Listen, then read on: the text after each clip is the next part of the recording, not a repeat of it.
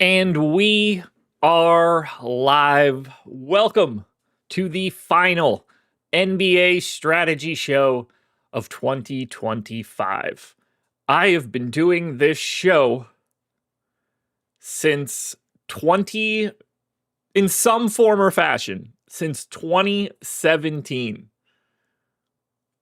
Crazy to think about. The person that has been doing that show, is Josh Engleman. Follow me on Twitter at Josh Engleman. That's Leman for everybody that will get that wrong, because that's been the story of my life. But we're here, man.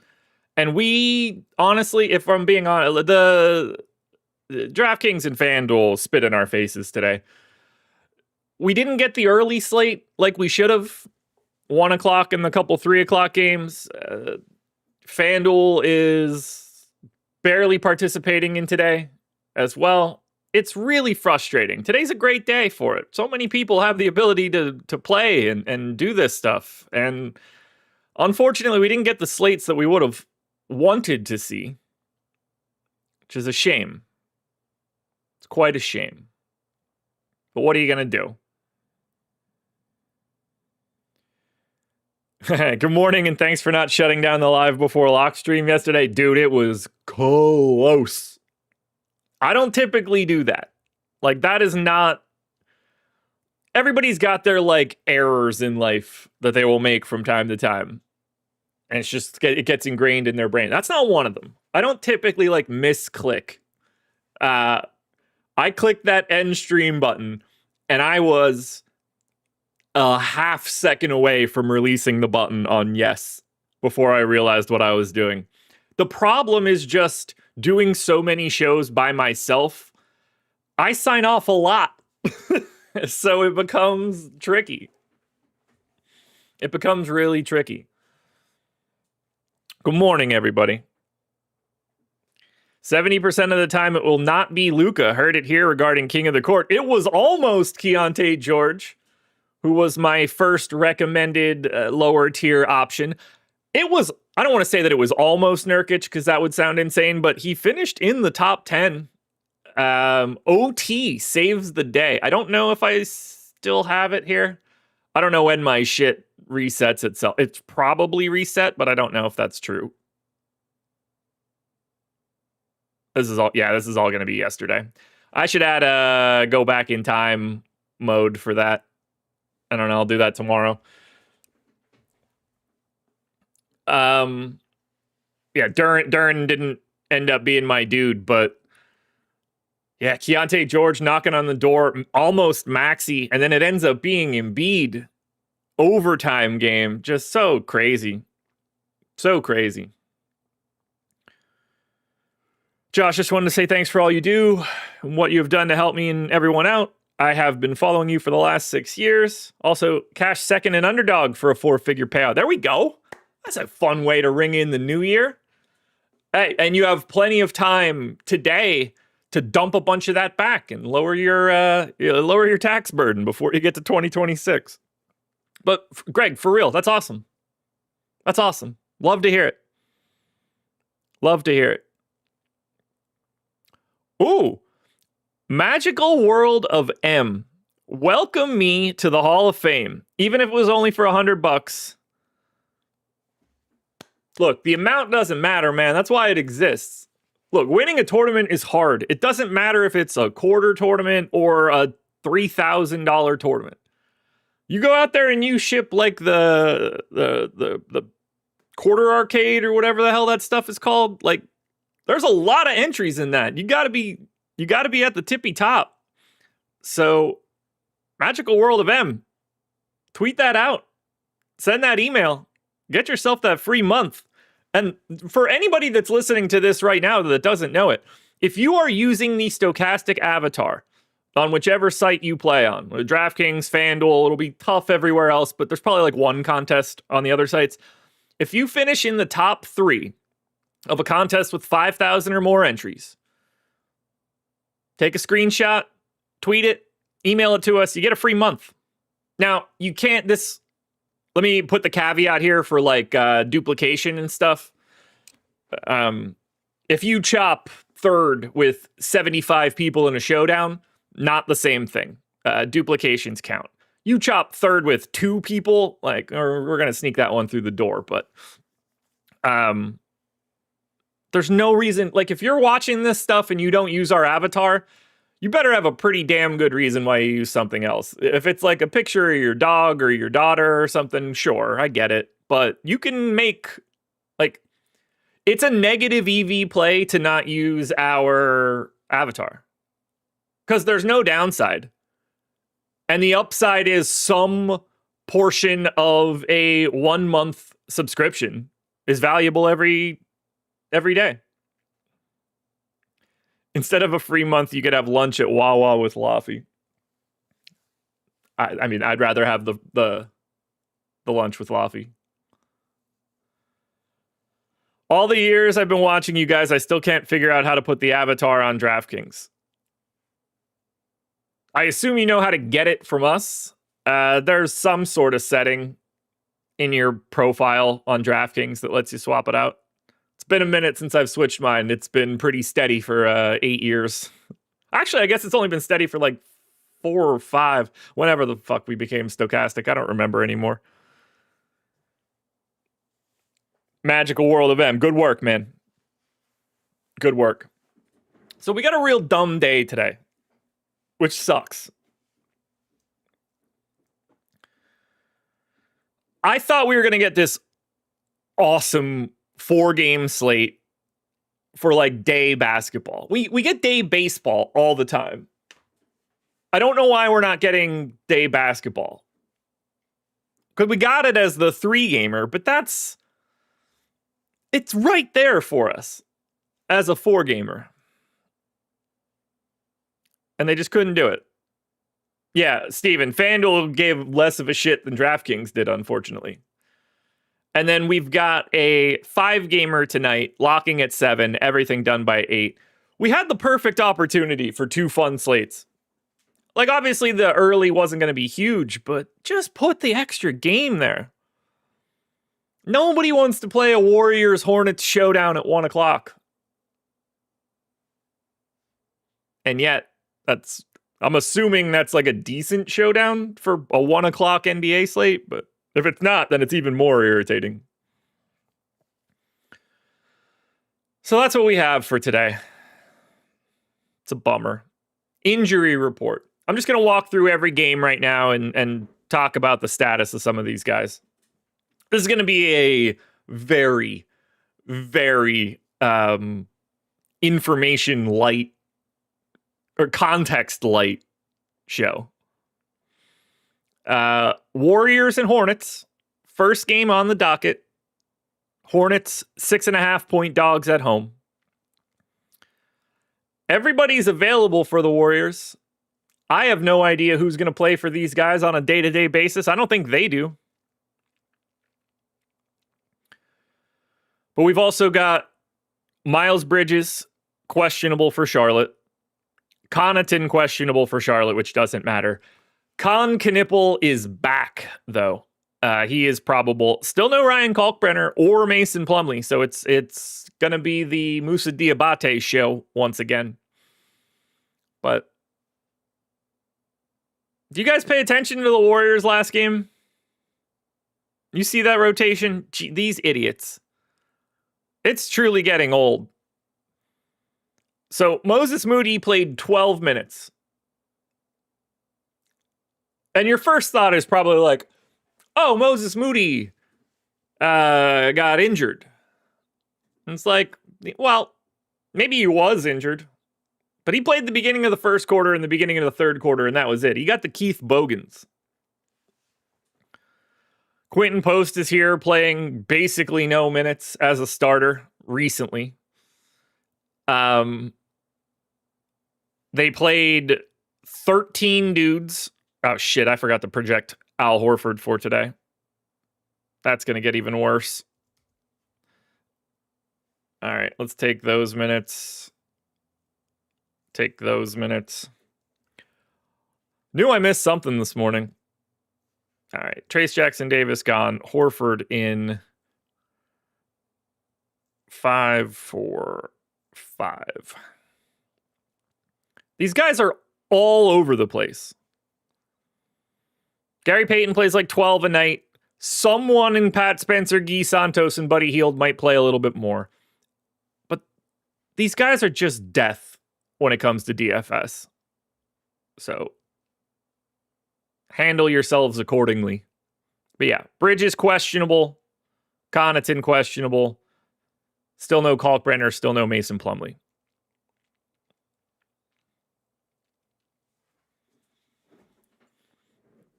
Now we get into the real games.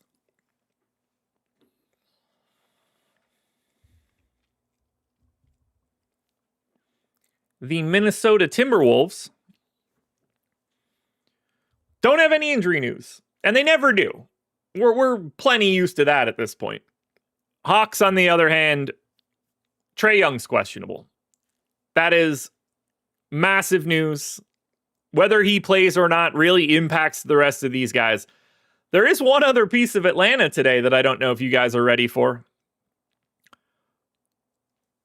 Kristaps Porzingis is available today. I don't know if you guys have been paying attention to that one. He's been missing for, I don't know how long, at least 10 games. Allegedly, Porzingis is back. He's so back. He's not even on the injury report today. How does he not come back at least questionable? Or probable even? I went 20 minutes. I don't have a clue how to project Kristaps Porzingis today. Because, like, realistically, this is like the same as a lower body injury. I can't imagine that he's in like the best shape after the past month of missing everything. But I don't know. I do know this. It definitely complicates matters for Atlanta and makes a lot of these guys look worse. Because if Trae is back and Porzingis is here, it's going to be pretty difficult to get to much from the Atlanta Hawks. By the way, Jalen Johnson back after missing their last one.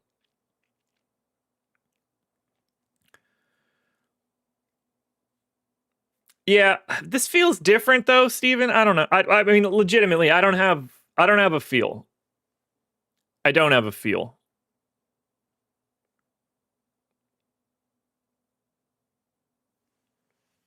Showtime says most of the Warriors must hate playing for Kerr so much. My guess is the only people that hate playing for Steve Kerr are the ones that don't work very hard.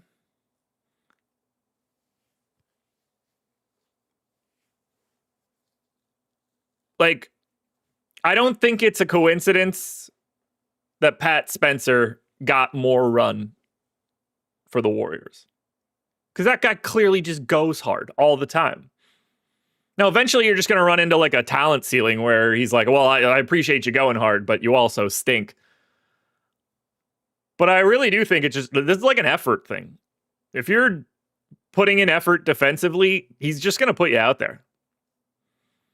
It's an interesting talking point for what the NBA is, because for all intents and purposes, everybody that's in the NBA right now has been like the best player on the floor more often than not when they play as they get to the NBA. Like everybody's pretty much the 1A on whatever they're doing, or at least the 1B usually. The guys that realize that the path to the rest of the NBA comes through the things they didn't used to do, the buy-in on defense, the team type stuff, the screening, the faster you realize all of the extra stuff you need to do, those are the guys that break free more. Because not everybody just gets to be the best player on the team anymore. You need to understand, it all becomes this push-pull of maximizing the stuff you do the best and minimizing the stuff you do the worst. And the guys that can't figure that out are the ones that taper off at times where you don't see it. But if you're some 24th pick in the draft, more often than not, when you get to the league, you got to think like, all right, all the shit I already know how to do goes out the window. I need to do whatever I can to put myself on the floor. And it's rarely the stuff you're already good at.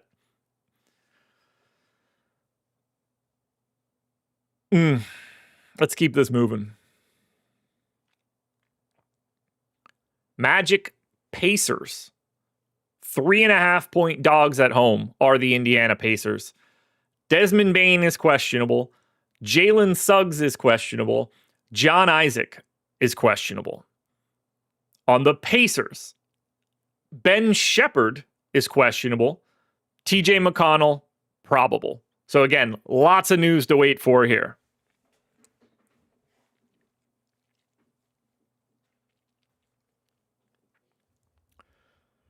Yeah, Chicago Jimmy Butler, decent example. You got to find your niche. Once you lock that down, then you can start to expand back into the stuff that you think you could do. And that's way more prevalent for like a 6-7 wing. The other early game is Suns Cavs. Cavs are 6.5-point favorites. Grayson Allen is doubtful. Ryan Dunn is questionable. Sam Merrill, probable. So we got a little bit of weirdness on the Suns yet for their rotation. But those are the first couple early games. And I'll pull that up in the Sims in a bit before we duck out of here. I just want to like set the table for everything because it's New Year's. It's the split slate. People are going to be in and out. I want to give people the lay of the land right now. Handing out picks at 9 o'clock in the morning is useless. Pelicans, Bulls. This game is a problem. So, no Herb Jones for the Pels. Alvarado still suspended for one more game for punching Mark Williams in the face. But the Chicago Bulls are going to be very, very popular today. No Kobe White. No Zach Collins. No Josh Giddey. No Josh Giddey.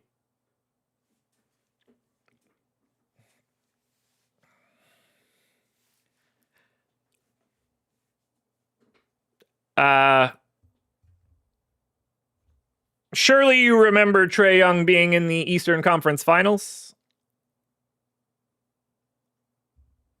To say that Trae Young is a stats guy that never leads to wins is a bad way to look at the league. And obviously, I don't give a shit about that Eastern Conference Finals thing, but like, for his entire career, Trae Young has been a guy that can create a top 10 offense by himself. This is much bigger than a Trae Young problem. Now, I don't like the fit, and I don't like the effort that he puts in defensively. But that is underselling Trae Young in a big way. So let's talk about the Bulls, because this is the first thing that we actually need to like stop and discuss. Because of those injuries, no Kobe White, no Giddey, no Zach Collins, 87% ownership to Trey Jones. 91% optimal right now. Now, obviously, this is subject to move around a lot, but he is going to be overwhelming chalk. By the way, here's why it's even bigger of a problem. They've got 7 dudes injured. They only have 11 guys today, and most of them don't ever play.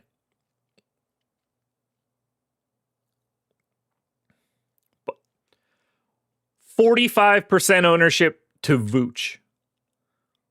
45% ownership to Kevin Huerter. 40% ownership to Jalen Smith.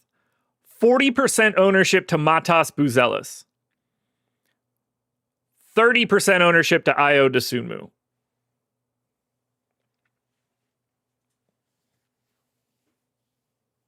That is massive ownership to the Chicago Bulls.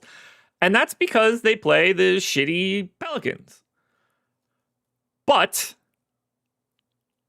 What I find interesting is a $3,800 Isaac Okoro, a $3,600 Patrick Williams, even to a lesser degree, a $3,100 Dalen Terry. One of those guys is going to play 30 minutes today, and we don't know it. But this is the team that everybody rosters. They're probably going to have 4 cash game options. They're missing 100 minutes of rotation. None of these guys are priced properly for what we have today. Play all things Chicago Bulls. All things. We continue on. 7 o'clock tip-off. Knicks, Spurs. No Mitchell Robinson or Josh Hart still for the Knicks, along with Landry Shamet, but whatever. Huckporty, questionable for the Knicks. Spurs also have some shit. Devin Vassell, out. And that dude has not missed a lot of time this year. Steph Castle, questionable. So there can be some value here if Castle ends up out for the Spurs, but they're already missing Devin Vassell. That's going to be some increased minutes. Huckporty on the other side is whatever.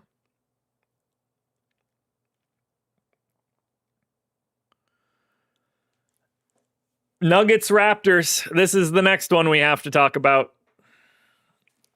Raptors are 6.5 point favorites, 225 total. Nuggets, no Aaron Gordon, no Cam Johnson, no Christian Brown. And if you've been living under a rock for the past few days, you will learn now, no Nikola Jokic for probably a month, maybe more. But he is not going to be here for today. And oh baby, does that change things. Back to Diawara, not today. 60% ownership coming into a $5,500 Joval. Minutes undetermined. We have no way to know how much they want to run Joval out today. Jokic hasn't missed a game. We haven't seen this once. Jamal Murray, 37% owned at 9,300. In a matchup against the Pels, no Jokic. But what I think is more interesting, no Herb Jones, no Jose Alvarado. They don't play the damn Pelicans. Fuck. I was excited for that thought when it popped into my head. They play the Raptors, so it doesn't matter. Stupid Bulls game was still stuck in my brain. I need way more coffee, apparently. That's one of the dumbest things I've said on a show. I said that shit with so much confidence. So stupid. I mean, the Raptors logo is staring me right in the face. But once it got in my head, I couldn't stop. I had to get it out.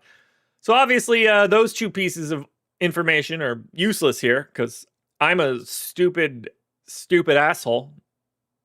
I don't drink decaf right now. That comes and goes. And right now it's going. Let's not be hasty on the dumb shit list. That stings. Obviously, Joval and Jamal Murray look amazing. Somebody else has to benefit here.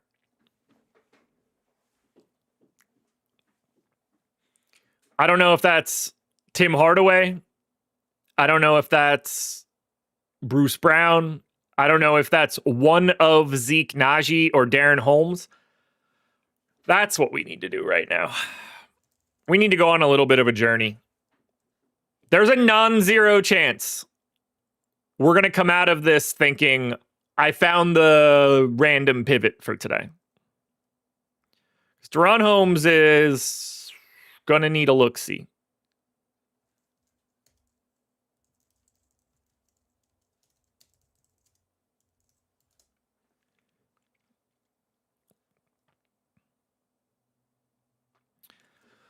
All right. Holmes in the G League this year. 13 games, 35 minutes a game.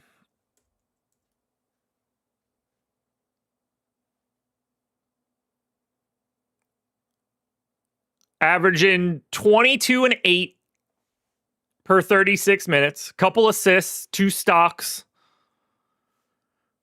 5.7 threes per 36 minutes, shooting 37.5%, 69.5% true shooting. Look, here's the deal with Holmes. They drafted Holmes, real first rounder 2 years ago. Got injured before the season started, missed everything. He's probably right now finally feeling better after that injury. The more interesting piece here, because I liked him coming out as a potential backup here for Jokic. He's 23 years old. This was not a guy that got drafted at 18, missed a year. Now he's 20. To be older in this spot, now with Jokic out, they're going to give him every opportunity to see what he can do over this next month. They have no reason not to, because they don't give a fuck about Zeke Naji. And ultimately, they don't really give a shit about Joval. He's just plugging a hole. This is an opportunity to get real, actual look at Holmes as a guy that could potentially play alongside Jokic at the 4. If he's going to be able to shoot 37% from 3 on 6 attempts, we're going to pay attention to that. We want to see, can he be a small ball 5 for Jokic as a backup? And even more importantly, can he be a rotation piece for a team that is getting expensive? Because allegedly, the rumor is they don't want to pay Peyton Watson. They've already paid Christian Brown. Murray makes infinitely too much money. Aaron Gordon is here. Cam Johnson's going to need it eventually. Clearly, Jokic just gets whatever he wants. DaRon Holmes is going to be a logical replacement to Peyton Watson, potentially. Today, DaRon Holmes is 3,900 in center only. I think it's going to be a tough sell. But I think he's very live to play big minutes some point in time from today through the next few weeks and really establish himself.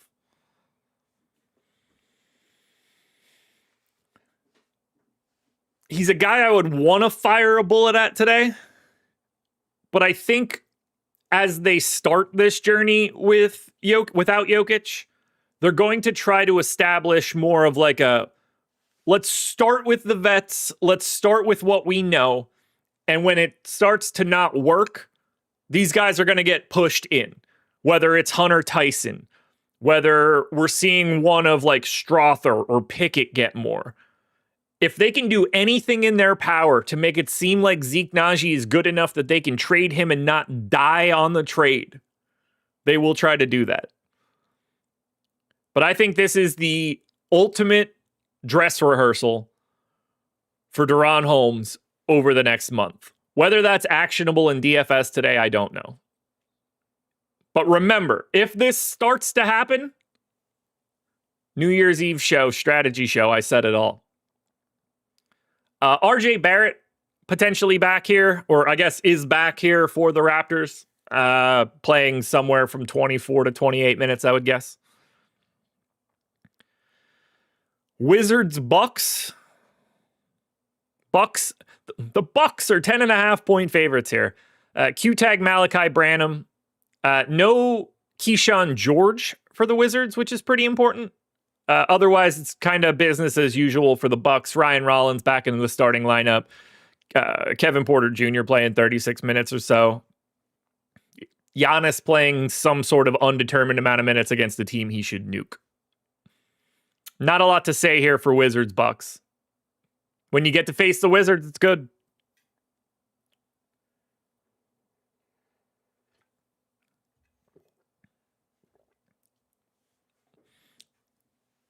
Steven, Joval played over 30 in a game 3 times last season. I can't see him 30 plus today. I would be shocked if Joval plays 30 plus minutes today. It just feels like 24 and then they piece it together. I'll tell you what, if Aaron Gordon were healthy right now, I'd be terrified of Joval today. Because they'd have enough options. The final game of the night is the Portland Trail Blazers and the OKC Thunder. Blazers are 15.5-point dogs in OKC. No Blake Wesley. Still no Scoot. No Drew. No Jeremy Grant. Q-tag on Chris Murray is oddly important because he's been playing a ton of minutes lately. On the OKC side, no Isaiah Hartenstein. No Jalen Williams with a Y. Kind of cut and dry here, unless the Murray news happens. But if we look at just the overall outlook of DraftKings right now, 4 out of the top 5 guys in ownership come from the Bulls. The other is Joval. You also get Zion right now at 40% ownership against the Bulls. That makes some sense to me, that's for sure. Although, this Bulls team is probably better defensively today than they normally are, just because of the injuries that did happen. But if Zion's starting to creep up in minutes, he's now back into the starting lineup. No reason he can't eviscerate this Chicago team. Buzelis is there as well. Dosunmu is there as well. Jamal Murray. I mean, if you look at that top 10, 2, 4, 6, 8, 10, it is 7 Bulls, Joval, Jamal Murray, and Zion. And then after that, it's like, fuck me. How do you figure out what fills out your lineup? Like, think about how comparable all these names are relative to salary. Brandon Ingram, Trey Murphy, Scotty Barnes, Denny Avdia, KPJ. Sadiq Bey went crazy last time out. Brunson, Rollins now starting. Fox, Jalen Williams, Karl Anthony Towns. Like, it gets dicey when you start getting past that heavy top-end ownership. Because then you just start getting a sea of all these guys that look identical. This one will be fun. Now, again, don't read into this one more than you should. What is the optimal lineup right now on DraftKings? Jamal Murray, Trey Jones, Kevin Huerter, Matas Buzelis, Nikola Vucevic, Brandon Ingram, Zion Williamson, and Joval. That is your chalky, chalk plays of the day. And for those of you that care, since we do have a 3-game early, the optimal on DraftKings for the early slate right now: TJ McConnell, Anthony Edwards, Sam Merrill, Julius Randle, Wendell Carter Jr., Andrew Nembhard, Evan Mobley, and Mark Williams. For the FanDuel people, do they not even have contests up? Did I beat FanDuel to this? Does FanDuel really not have contests up, or did I run this too early this morning? Let's find out.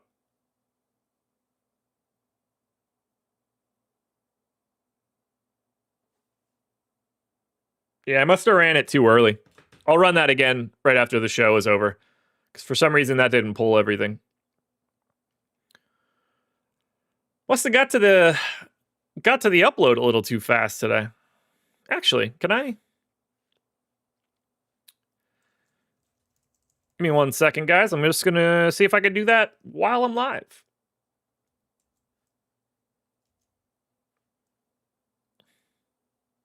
Oh shit, here comes the full screen. All right, there we go. I'm pretty sure I could just run this now and we'll get updated, because I kind of want to see what FanDuel's got going on today.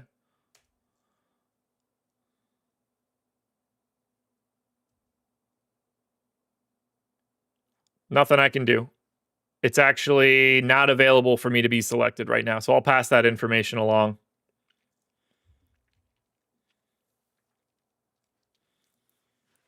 All right. Let's think about this one here. I want to look at this single lineup sim for a second.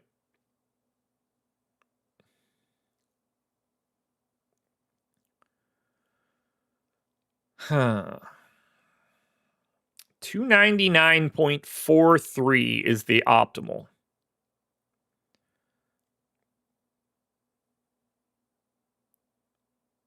Which one of those? I want to get rid of something here.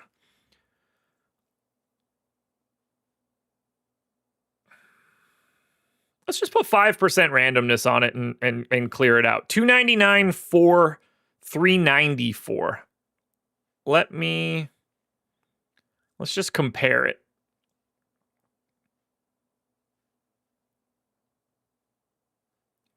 So right here, just 5% randomness. We came down 3 fantasy points, but we also came down 40 ownership points.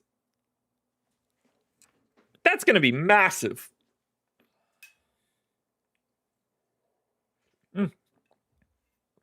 44%.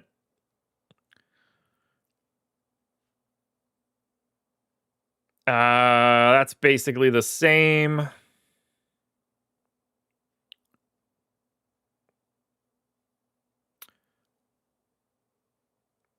$5% randomness is not wiggling me around as much as I thought it would. Let's try 10. 10 should get us some really weird lineups. All right, realistically, I want to see if I can get ownership down to like below 360. Oh, all right. 297 and 360.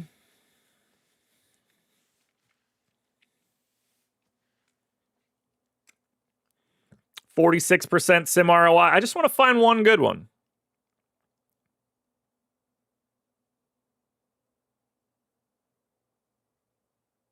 Actually, you know what I want to do? I want to lock one guy that isn't showing up here typically. Who's a good pivot? So, like right away, I think Jalen Brunson's a very interesting pivot to Jamal Murray at like a third of the ownership. If I just add Brunson and then take the optimal,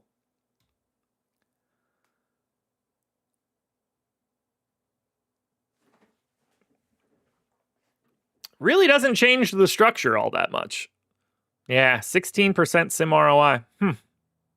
Interesting. It's a weird day. It's a very weird day. I got a lot I have to dig into yet with regards to rotations. It was a little late of a morning for me. Let's hit on tomorrow, by the way. Just so you guys know, I mentioned this yesterday. So tomorrow, standard issue strategy show. I'll be here to set this one up, but assuming they're locking at 6, which realistically, we have to be ready for the fact that they might not. Do they have New Year's out yet on DraftKings? I'm assuming they don't, but I don't know if they do. Because these morons are absolutely live to leave that 6 o'clock game off. If they do, that's going to be super irritating.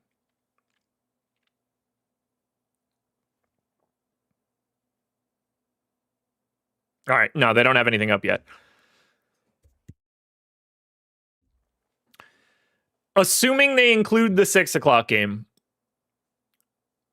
I will be live tomorrow at 4:30 until 5:15, and then Greg will be live from 5:15 to 6.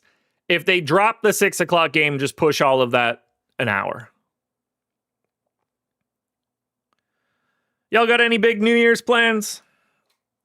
I do not. I'm cooking steaks and sitting here. I'm playing DFS. I don't really have a ton else to say at this point. It should go without saying, sign up at Stochastic. Come on in before the year changes. Link in the description. You want to sign up through one of our partners, you can get a free month. You want to sign up at Tails? It's free. You can follow along there and it won't cost you a dime. Whatever you're looking to do, links are in the description. People winning like crazy. Plenty of stochastic logos at the top. We talked about him at the beginning. Hell, Rich Green, one of the men in our projections setup. I don't know if he was on them last night or not. Could have been. He shipped the 4-point play last night.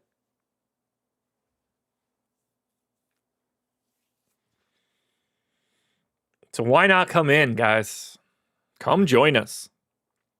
Look, we have a ton to talk about. I'm going to get a bunch of stuff up on the tails throughout the day. We'll have the deeper dive and live before lock later tonight. It's a very easy day today.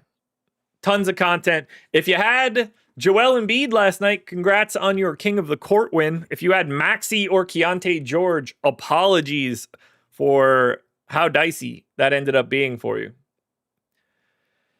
For now, guys, I think that's going to do it. So, I hope you guys have a happy and safe New Year's Eve. Don't do anything stupid. If you've knocked a couple back, don't drive your car. No upside to that whatsoever these days. So, don't do that. If you've got a Tesla, let it drive you home. Otherwise, good luck, everybody. Tomorrow, I will see you guys on the first day of 2020.